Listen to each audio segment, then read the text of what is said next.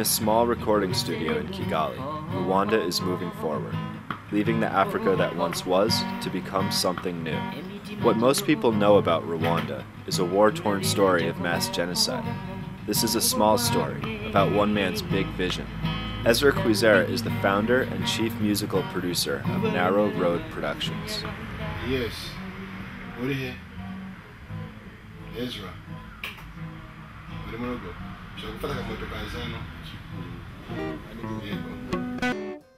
His vision for the studio came upon his return to Rwanda after living as a refugee in Uganda for 10 years. But music is not the only thing that drives Ezra. He directs 2 choirs, co-manages an orphanage with his wife, and helps individual families with financial donations from the West. In the 1994 genocide, 800,000 Rwandese died in just 100 days. Today, half the population is under the age of 25.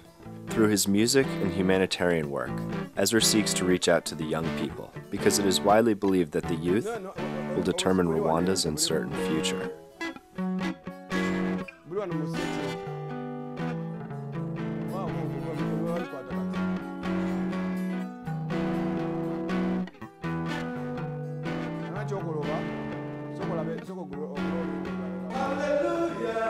Hallelujah, pele tablona, kitabile kaofela, kemole anageso.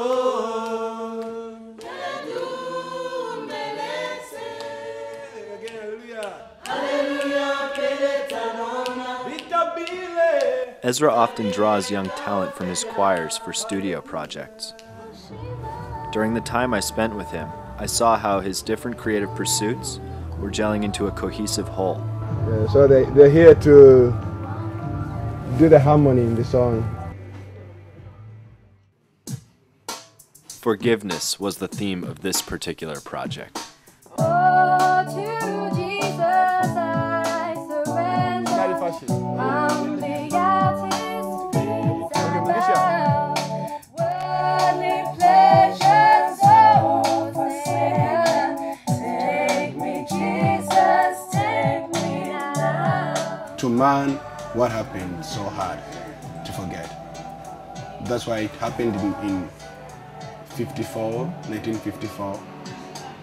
And if people had forgotten, it wouldn't happen in 1994.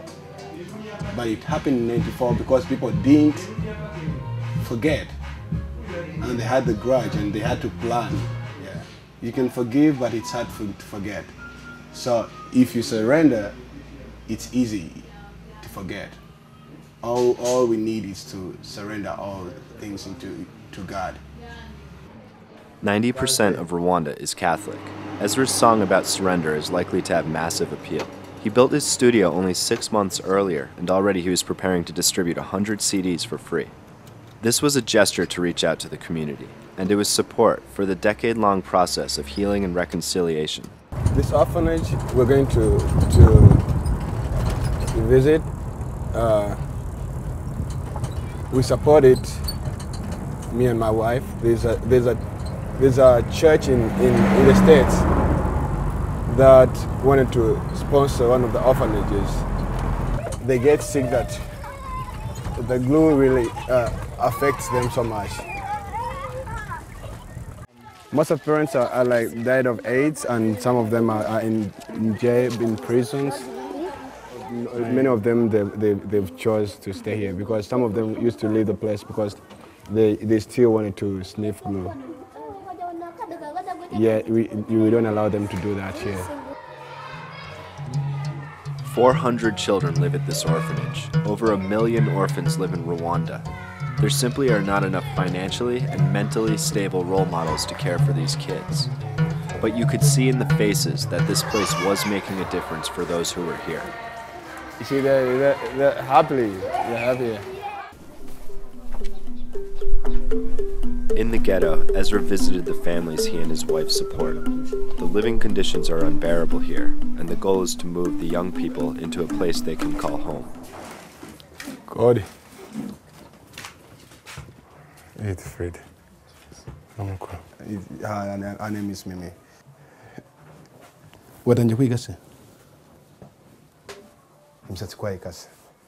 If you don't help like people like this, the future will be going into prostitution, and none of them. This is the reason why they do go into it.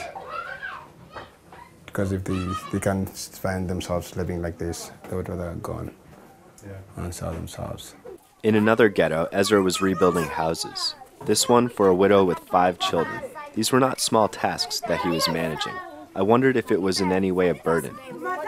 Before her house used to look like that, but bent, like almost falling down. So this is the house that we did build. It had no cement, it had no foundation. So I spoke to one of my friends in the States called Scott. He stays in Mobile, and he stood with us, and I can say it's Scott who built this house. And right now we're planning to build houses, and we will be naming the houses after the donors, like the sponsors. Yeah. Ezra spoke about others with a tone of gratitude and respect, as if he, himself, was a beneficiary in all this work. And then it made sense. His work in the community and at the studio were not in competition. They were complements that gave him strength and inspiration. The substance for his music came from struggle and perseverance that he had witnessed and experienced.